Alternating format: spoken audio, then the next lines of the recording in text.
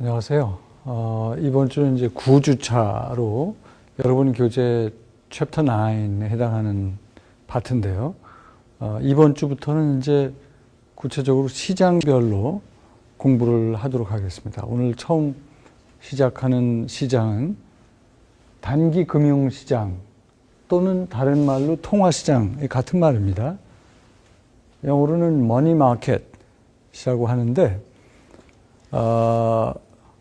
돈이 통화, 그러니까 뭐 돈이 거래가 되는 시장으로 잘못 이해하는 분들도 있는데 그런 의미가 아니고 만기가 1년 이하인 일종의 단기 채권이 거래되는 시장입니다. 근데 우리가 그런 시장을 그냥 통화시장, 머니마켓 또는 단기 금융시장 그렇게 얘기를 합니다. 그래서 이 챕터 9에서는 이제 머니마켓, 그러니까 단기 금융시장, 통화시장이 뭐고, 목적이 뭐고, 어떤 사람들이 참여하고, 어떤 상품들이 있고 하는 것들을 우리가 공부를 하게 됩니다. 끝부분에 가서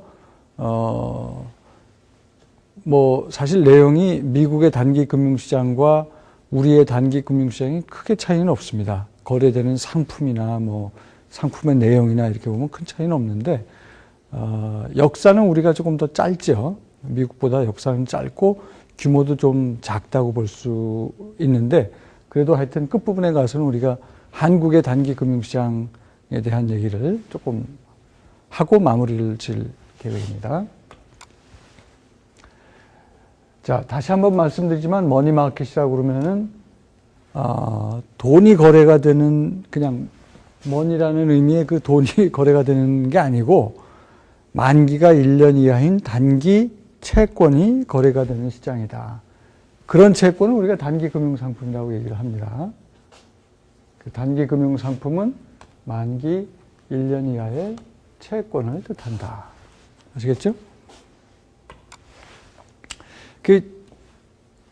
왜 만기 1년 이하의 채권으로 이거를 별도로 따로 떼서 생각을 하냐면, 이제 10장, 11장을 가면 여러분이 이제 채권 시장, 주식 시장 공부를 하게 되는데, 일반적인 채권은 만기 1년 이상의 채권을 의미합니다. 그래서 그런 시장, 채권 시장과 주식 시장을, 그때의 채권은 만기 1년 이상의 채권인데, 그런 시장을 우리가 자본 시장이라고 하고, 캐피탈 마켓이라고 하고, 그것과 대비해서 만기 1년 이하의 채권, 만기가 짧은 금융상품이 거래되는 시장은 우리가 단기 금융상품 시장 또는 머니마켓 그렇게 얘기를 하는 거죠.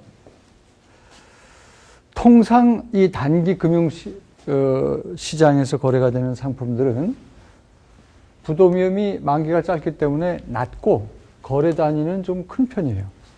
그래서 그건 이제 금융상품마다 차이가 있을 텐데, 거래 단위가 100만 불짜리 또는 그 이상 되는 것들도 있습니다. 왜 머니마켓이 존재를 하느냐?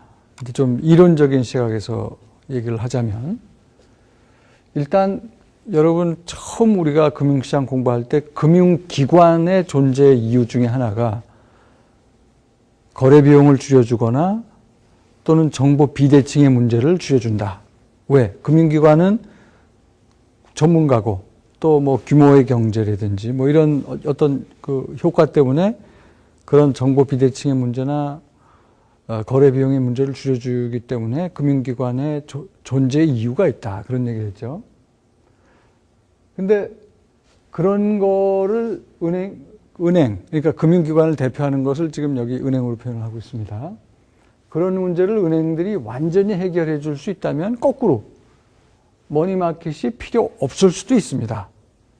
그렇죠? 금융기관이 거꾸로 자기 기능을 잘 하면서 금융시장에 존재하는 거래 비용의 문제, 정보 비대칭의 문제를 잘 해결해 줄 수 있다면 거꾸로 머니마켓이라는 조금 색다른 시장이 존재할 필요가 없을 수도 있어요.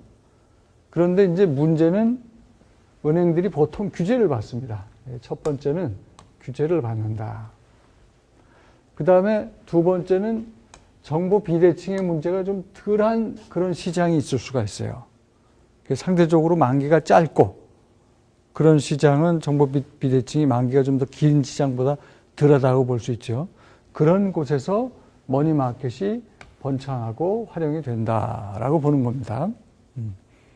뭐 이거는 중요한 이론이라기보다는 금융기관도 단기 예금을 통해서 단기로 돈을 맡기는 사람 돈을 관리를 하고 또 단기로 돈이 필요한 사람한테 대출도 해주는 거거든요. 그래서 단기 자금을 은행 같은 데서 관리할 수 있다고 보면 굳이 단기 자금을 빌리고 빌려주는 머니마켓이랑 이게 중복되는 게 아니냐, 역할이. 예. 그러면 어떻게 해석을 해야 되는 거냐? 이제 그런 의문에 대한 그냥 아주 그 깊은 무슨 이론적인 고찰의 결과가 아니고 그런 의문에 대한 그냥 간단한 답변입니다. 아마도 은행이 되는 게 제 역할을 잘 못하는 게 아니냐. 그리고 아마도 정보 비대칭의 문제가 만기가 짧은 시장에서 좀 덜한 거 아니냐. 이제 그렇게 설명을 할 수 있다는 거죠. 예를 들어서 이제 은행 규제 중에 규제가 많습니다. 특히 우리나라도 그렇지만 미국도 규제가 많은데 이제 대표적인 규제가 예금을 받으면 우리 지지난주에도 중앙은행에 대해서 공부를 많이 했었지 않습니까? 근데 그때에도 나온 얘기인데 예금을 받으면은 이걸 전부 다 대출로 은행이 활용할 수 있는 게 아니잖아요. 예금 받은 거에 일정 부분은 지불 준비금, 리저브라는 거, required reserve 해서 의무적으로 대출을 못하게 되어 있습니다. 그 부분은 속된 말로 돈놀이를 못하고 그냥 은행에 갖고 있어야 되는 거예요. 그런 것들이 대표적인 규제죠. 그리고 그 리저브에 대해서는, required reserve에 대해서는 중앙은행이 이자 지급 안 한다고 그랬잖아요. 우리도 그렇고 미국도 그렇다고 그랬잖아요. 그래서 은행 입장에서도 묵혀두는 돈이 있는 만큼 돈 활용을 못하니까 돈벌이가 안 되는 거고 거기에 대한 어떤 대안 모색을 해야 되는 겁니다. 금융기관 입장에서도. 그리고 실제로 이제 미국의 그 역사를 이렇게 보면 60, 80년대에 이제 금리가 막 뛰게 되는데 은행들의 예금 금리는 이제 규제로 다 묶어놨어요. 그래서 금리 규제를 하다 보니까 은행 예금 금리를 높일 수가 없게 되고 그러면서 이제 많은 단기 금융 상품들이 소개가 되면서 예금하는 대신에 머니마켓에 돈을 투자하는 게 더 안전하고 은행 예금도 물론 은행이 망하지 않는 한 안전하다고 봐야죠. 비슷한 정도로 안전하면서 굉장히 수익률은 더 높은 그런 대안 상품들이 60, 80년대에 이제 많이 소개가 되게 됩니다. 우리나라도 사실 이 단기 금융 상품들은 7, 80년대 소개가 사실 많이 됩니다. 물론 활성화가 된 거는 조금 그 이후지만 그러면서 돈이 많이 빠져나가게 되죠. 예금으로부터 머니마켓으로.